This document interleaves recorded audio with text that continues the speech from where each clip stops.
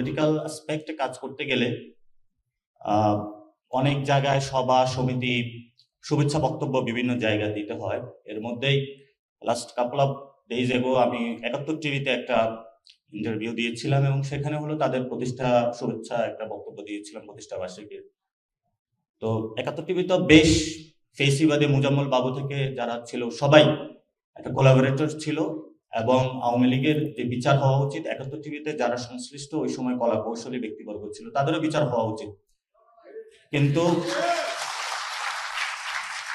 পরবর্তীতে আমি শুভেচ্ছা বক্তব্য দিয়েছি যেহেতু টিভি চ্যানেলটা চলমান রয়েছে এবং অনেকেই নতুন ম্যানেজমেন্ট এসেছে, তো যারা নেটিজেনরা এটাতে দুঃখ পেয়েছেন আমি সকলের কাছে ক্ষমা প্রার্থনা করছি এবং আমরা চাই যে মিডিয়া সেক্টর থেকে শুরু করে বিভিন্ন যারা ফেসিবাদের অংশ ছিল তাদেরকে বিচারের আওতায় আনতে হবে এবং এটা একটা স্বাধীন মিডিয়া কমিশন গঠনের মাধ্যমে বাংলাদেশ সরকার নির্বাচনের আগে উদ্যোগটা নিয়ে তাদের বিচার প্রক্রিয়া সম্পন্ন করবে। টিভিতে আমরা যখন আন্দোলন করতেছিলাম, ক্যাম্পাসে আন্দোলন করতেছিলাম, তখন একটা সময় কিন্তু আমরা বয়কট করেছিলাম।